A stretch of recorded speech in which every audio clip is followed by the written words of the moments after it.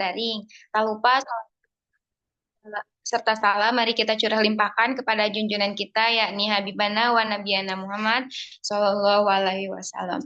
Yang terhormat Bunda Sinta Rosiana SPD MPD selaku dosen pengampu mata kuliah sejarah sastra yang berhalangan hadir untuk hari ini, juga rekan-rekan sekalian yang telah hadir dalam kelas pagi ini.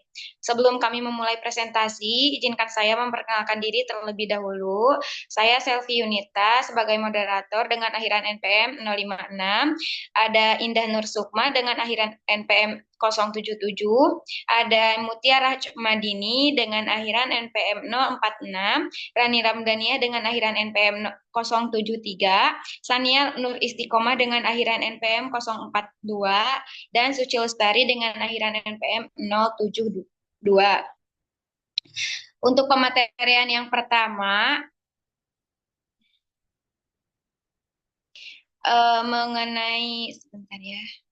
mengenai latar belakang sastra disampaikan oleh Rani. Kepada Rani saya persilahkan.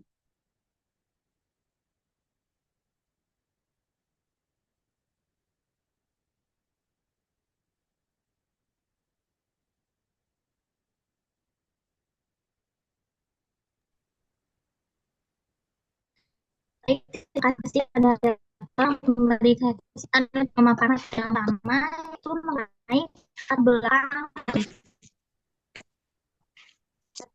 belakang sastra periode tahun 2000-an. Sastra dalam perkembangan dari masa ke masa mencerminkan kondisi sosial, budaya, dan teknologi di setiap periodenya. Memasuki tahun 2000-an, sastra mengalami perubahan besar dengan hadirnya teknologi digital, globalisasi, serta perubahan minat pembaca.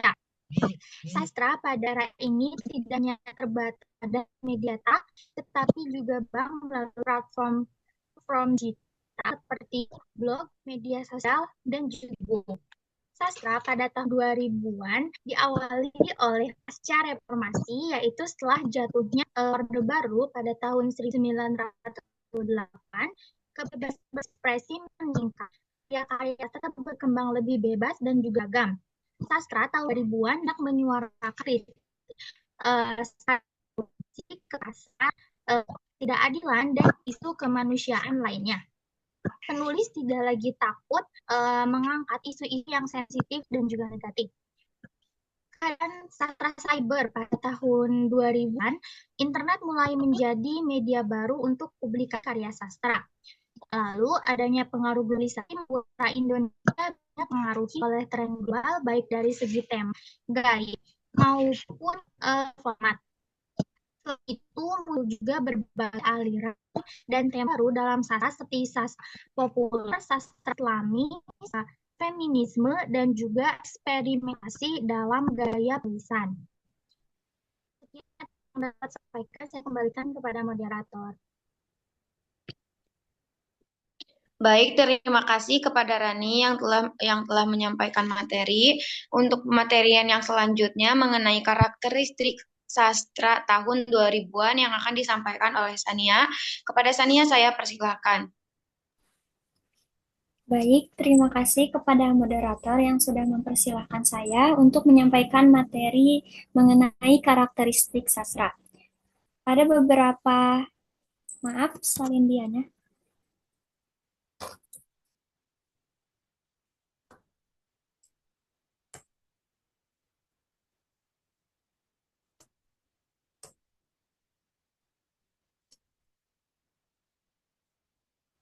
Boleh digeser salin dianya.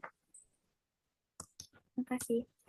Yang pertama ada tema kontemporer. Banyak sekali karya sastra pada periode ini mengambil tema-tema yang berhubungan dengan kondisi sosial, politik, dan budaya yang sedang berkembang seperti reformasi, globalisasi, krisis ekonomi, dan juga perubahan sosial. Kemudian yang kedua ada pengaruh teknologi dan media sosial. Dengan kemajuan teknologi, terutama internet dan media sosial, tentunya banyak penulis yang menggunakan blog, Wattpad, dan juga media sosial untuk berkarya. Yang ketiga ada pluralitas dan keragaman. Sastra pada periode ini mencerminkan pluralitas dalam masyarakat Indonesia yang semakin terbuka terhadap berbagai pandangan, suku, agama, dan budaya, sehingga penulis cenderung mengangkat isu-isu mengenai keberagaman. Selanjutnya, yang keempat adalah realitas dan kritik sosial. Sastra pada periode ini cenderung lebih kritis terhadap berbagai ketimpangan sosial yang ada, termasuk kemiskinan, korupsi, ketidakadilan, serta isu-isu terkait gender dan juga seksualitas. Kemudian yang kelima ada eksperimentasi dalam gaya bahasa dan juga struktur narasi. Banyak penulis pada periode ini yang bereksperimen dengan gaya bahasa yang lebih bebas dan juga non-konvensional seperti penggunaan narasi non-linear, metafiksi, dan gaya postmodernisme. Kemudian yang terakhir munculnya penulis muda. Periode 2000-an ini juga ditandai oleh munculnya penulis muda yang membawa gaya bahasa yang lebih ringan dan juga mudah dipahami oleh pembaca pada masa kini. Mungkin hanya itu yang dapat saya sampaikan. Saya kembalikan kepada moderator. Baik, terima kasih kepada Sania yang telah menyampaikan materi. Untuk pematerian yang selanjutnya mengenai faktor-faktor yang mempengaruhi perkembangan sastra yang akan disampaikan oleh Mutiara Cimadini. Kepada Mutia saya persilahkan. Baik, terima kasih kepada moderator. PPT-nya.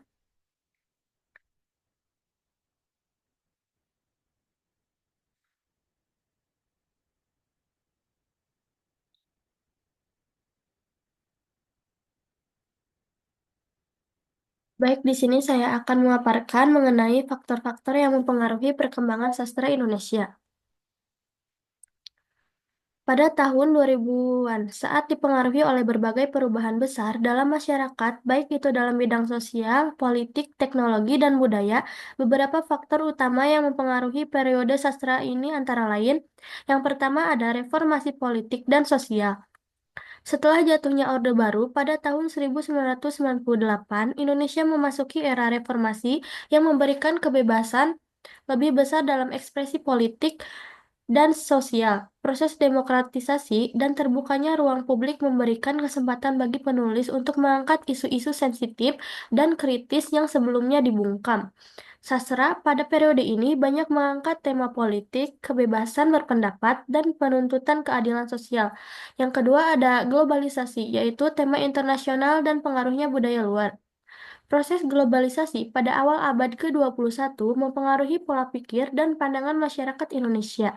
Hal ini terlihat dalam karya sastra yang mulai memperkenalkan unsur-unsur budaya luar dan tema-tema internasional.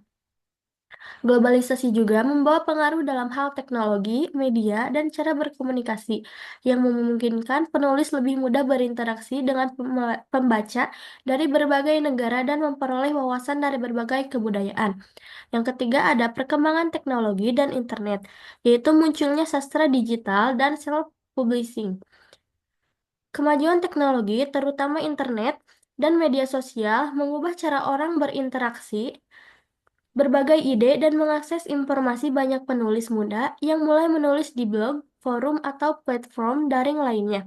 Internet juga memudahkan penulis untuk mempublikasikan karya mereka tanpa perlu melalui penerbit tradisional.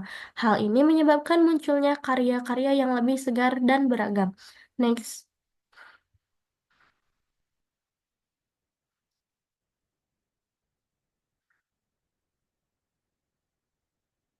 PPT-nya.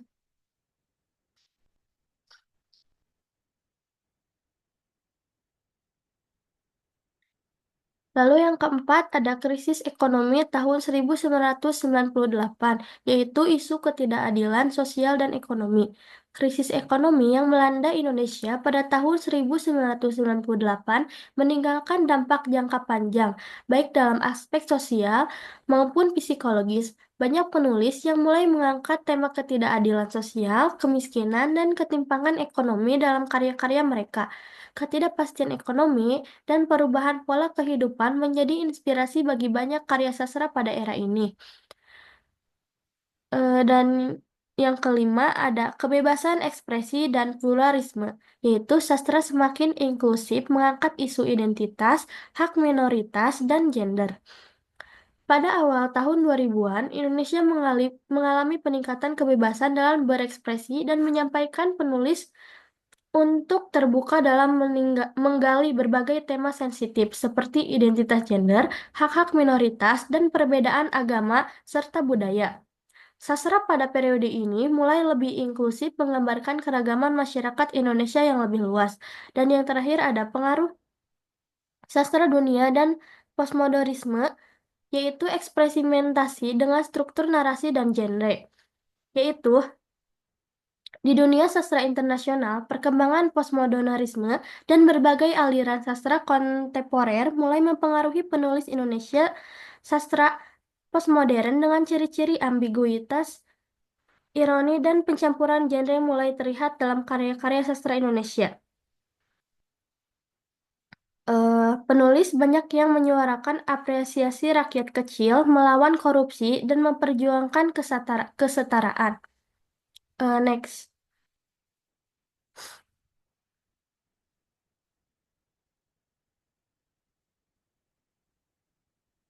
Yang ketujuh, ada pengaruh sastra di dunia dan postmodernisme, yaitu di dunia sastra internasional, perkembangan postmodernisme dan berbagai aliran sastra kontemporer mulai mempengaruhi penulis Indonesia.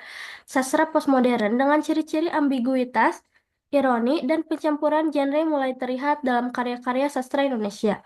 Yang kedelapan, ada kemajuan pendidikan dan keterbukaan pikiran, yaitu peningkatan pendidikan di Indonesia pada tahun 2000-an menyebabkan banyaknya penulis yang lebih kritis dan terbuka terhadap berbagai ide dan pemikiran baru. Penulis muda banyak di antaranya terpapar oleh ideologi dan di luar negeri atau bahkan pendidikan di luar negeri, memberikan pandangan baru dalam sastra Indonesia. Mungkin cukup sekian yang dapat saya paparkan. Saya kembalikan kepada moderator. Terima kasih kepada Mutia yang telah menyampaikan materi. Untuk selanjutnya, pematerian mengenai tokoh-tokoh sastra tahun 2000-an yang akan disampaikan oleh Suci. Kepada Suci saya persilahkan. Baik, terima kasih kepada moderator yang telah mempersilahkan saya untuk memaparkan materi selanjutnya mengenai tokoh-tokoh sastra tahun 2000-an. Seperti yang kalian lihat, yang pertama ada Jenar Mahesa Ayu. Beliau dikenal lewat karya-karyanya yang berani dan lugas seperti novel Naila yang terbit tahun 2005 dan kumpulan cerpen Jangan Main-Main Dengan Kelaminmu di tahun 2004. Tema yang sering diangkat Jenar adalah tentang tubuh perempuan dan seksualitas. Banyak yang menganggap tulisannya provokatif, tapi sebenarnya dia sedang mencoba menggugat budaya patriarki yang sudah mengakar kuat di masyarakat kita. Nah, untuk selanjutnya ada Ayu Utami, penulis yang sangat sangat berpengaruh di awal reformasi. Salah satu karya terkenalnya adalah novel Saman yang dianggap sebagai karya pembuka jalan bagi sastra perempuan modern di Indonesia. Novel ini banyak membahas soal politik, agama, dan seksualitas secara terbuka. Karya lanjutannya ada Larung juga mengangkat tema serupa. Selain menulis prosa, Ayu Utami juga menulis puisi seperti Ruang Hati, Secangkir Latte, dan Hujan di Salindia. Untuk selanjutnya ada Dewi Lestari, atau yang lebih kita kenal dengan nama D. Karya debutnya ada novel Supernova, Satu Kesatria Putri, dan Bintang Jatuh yang terbit tahun 2001 dan langsung menarik perhatian karena memadukan unsur fiksi ilmiah, filsafat, dan spiritualitas. Selain itu, dia juga menulis novel Perahu Kertas dan Recto Verso. Yang menarik Recto Verso adalah proyek gabungan antara musik dan tulisan.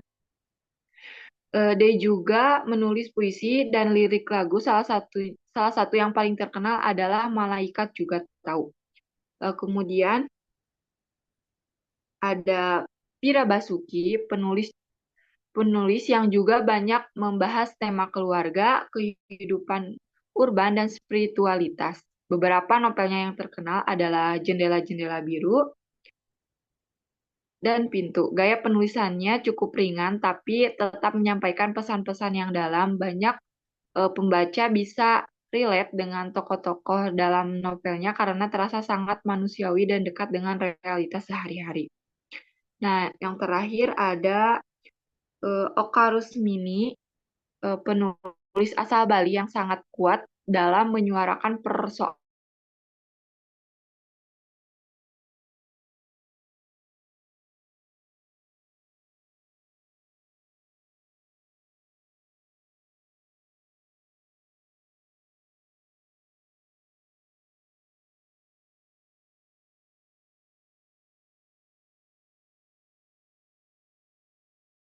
dan indah. Dari kelima tokoh ini, kita bisa melihat bahwa sastra Indonesia di tahun 2000-an mengalami perkembangan yang signifikan, terutama dalam hal keberanian membahas tema-tema yang dulu dianggap tabu. Para penulis ini menggunakan karya sastra sebagai medium untuk menyuarakan realitas, kritik sosial, dan ekspresi diri secara lebih bebas dan mendalam. Cukup sekian yang dapat saya sampaikan, saya kembalikan pada moderator. Baik, terima kasih kepada Suci yang telah menyampaikan materi. Untuk selanjutnya pematerian mengenai pengaruh teknologi terhadap sastra yang akan disampaikan oleh Indah Nursukma. Kepada Indah, saya persilahkan. Baik, terima kasih kepada moderator yang telah memberikan saya kesempatan untuk membahas materi tentang pengaruh teknologi terhadap sastra. Yang pertama ada sastra cyber, yaitu internet membuka ruang baru bagi penulis untuk bebas berekspresi tanpa sensor, yaitu karya bisa muncul dalam bentuk puisi digital, cerita interaktif, hingga tulisan di blog pribadi. Yang kedua ada kemudahan publikasi, yaitu platform seperti Wattpad dan Storyal mempermudahkan siapa saja untuk menerbitkan karya. Banyak penulis muda lahir dari dunia digital dan kan bisa tembus penerbitan. Yang ketiga yaitu interaksi penulis dan pembaca. Media sosial memungkinkan komunikasi langsung antara penulis dan pembaca. Komentar dan dukungan pembaca bisa memotivasi penulis dan membentuk komunitas sastra online. Mungkin cukup sekian dari saya kembalikan kepada moderator. Terima kasih kepada Indah yang telah menyampaikan materi. Untuk selanjutnya kesimpulan, boleh. Nah, untuk kesimpulannya, sastra Indonesia tahun 2000-an berkembang pesat dengan tema-tema sosial, politik, dan teknologi. Kebebasan berekspresi pasca reformasi dan pengaruh media sosial memunculkan karya yang lebih beragam dan kritis. Teknologi memungkinkan penulis muda lebih mudah berkarya dan berinteraksi dengan pembaca. Secara keseluruhan, sastra era ini lebih terbuka, plural, dan berani. Mungkin untuk pematerian sudah selesai. Untuk selanjutnya yaitu ada sesi diskusi di mana ada dua sesi yang di mana satu sesinya itu diperkenankan untuk 3 orang penanya. Untuk yang mau bertanya dipersilahkan.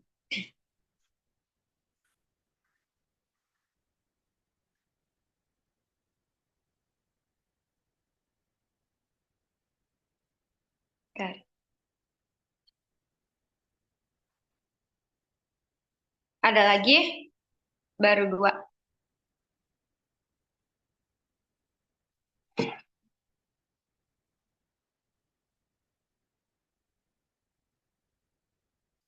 Oke, kalau tidak ada, kepada saudara Nikita, Zahra, Lela ya.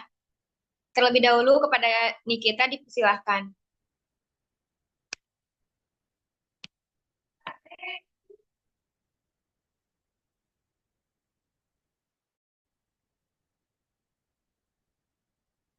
Bentar.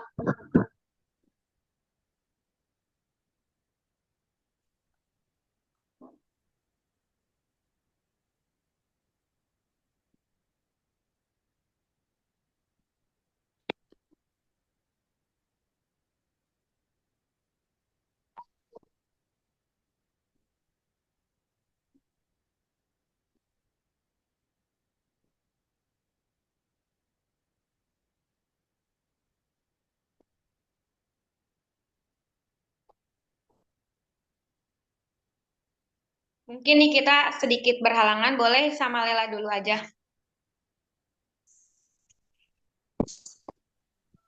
Baik, terima kasih. Perkenalkan, nama saya Lela Nurpuja dengan NIM NPM 057.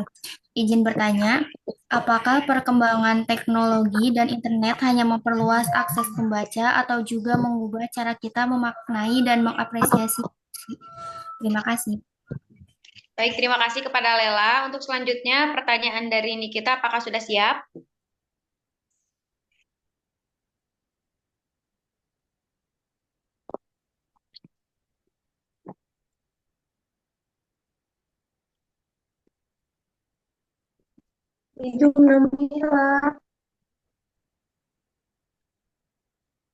Gimana? Aduh, bentar udah menghilang. Oh, ya udah, Zahra dulu aja.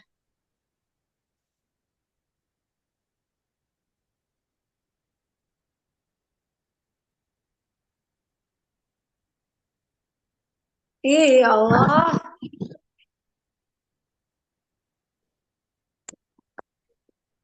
Zahra boleh ya, Zahra dulu aja, dipersilahkan.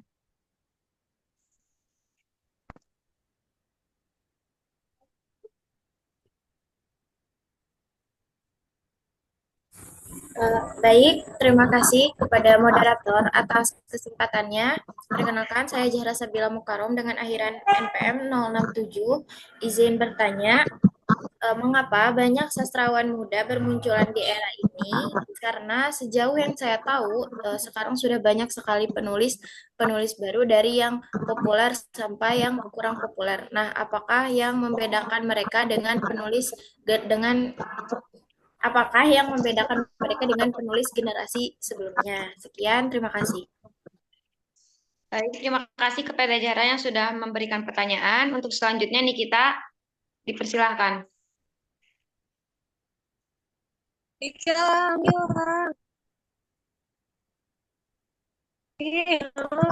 Lanjut.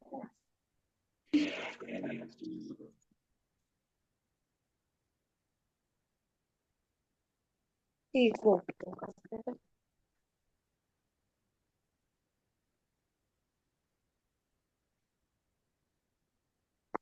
Ih. Ih. Satu. Ih, hah?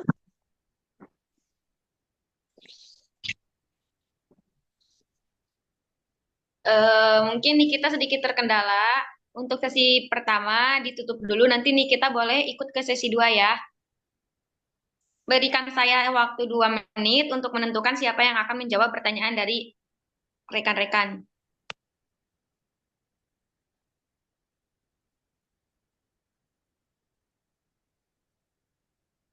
Goblok.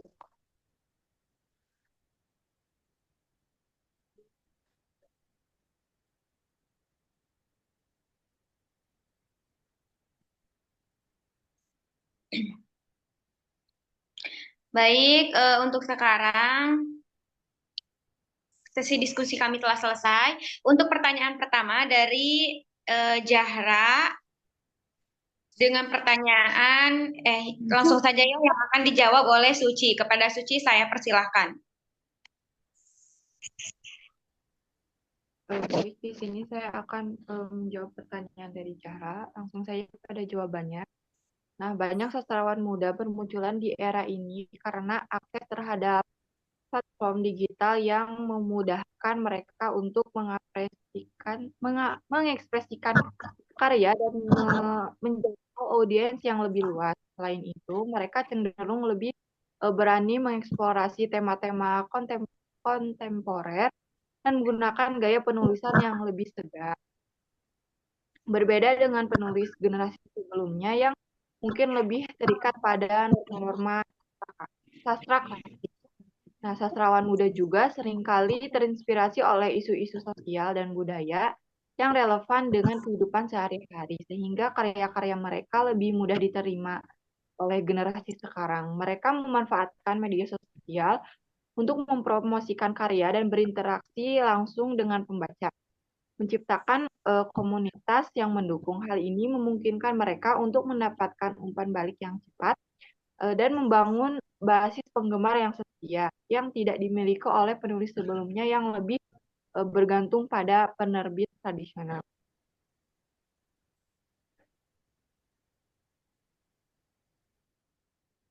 Ya Allah. Benar cenah apa ya?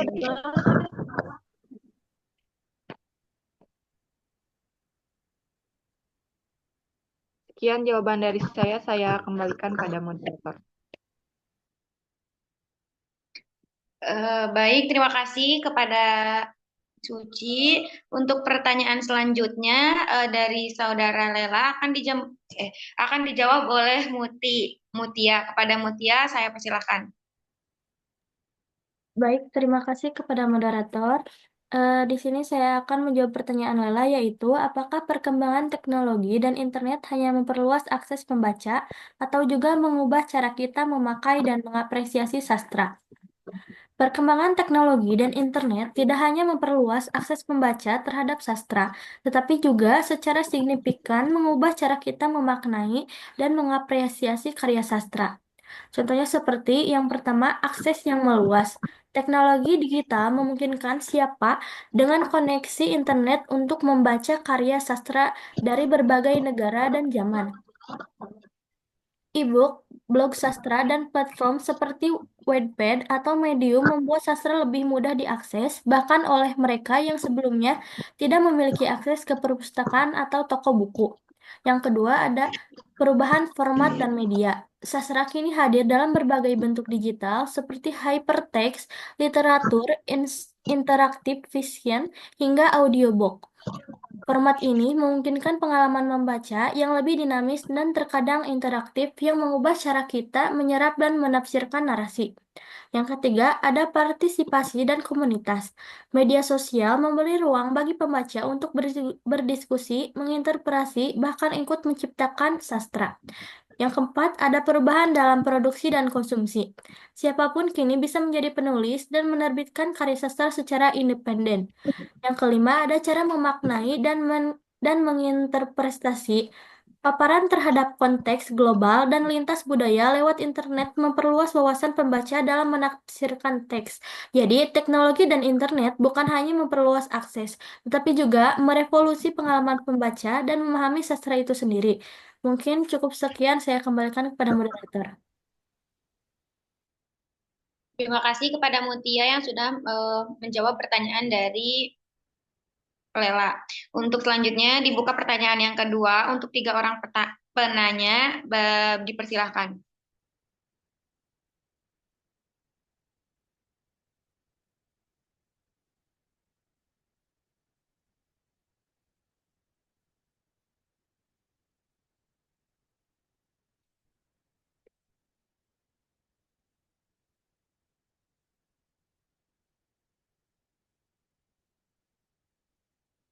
Apakah ada yang masih mau bertanya?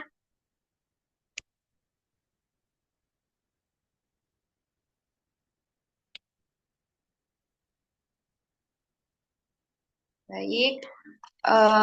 Untuk Akil, Ailsa, serta Dapa, diawali oleh Akil, boleh untuk pertanyaannya dipaparkan ya. Ya.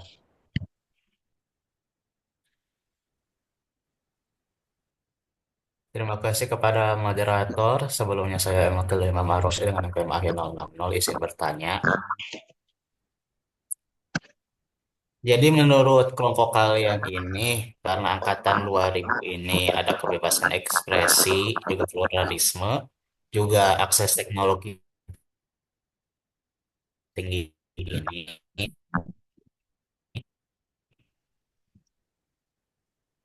Sebentar, suaranya juga tidak tadi. Ini sinyalnya. Tidak. Hilang suaranya hilang. Dipercepat Tidak, 1 menit tidak. aja. Sok cepat.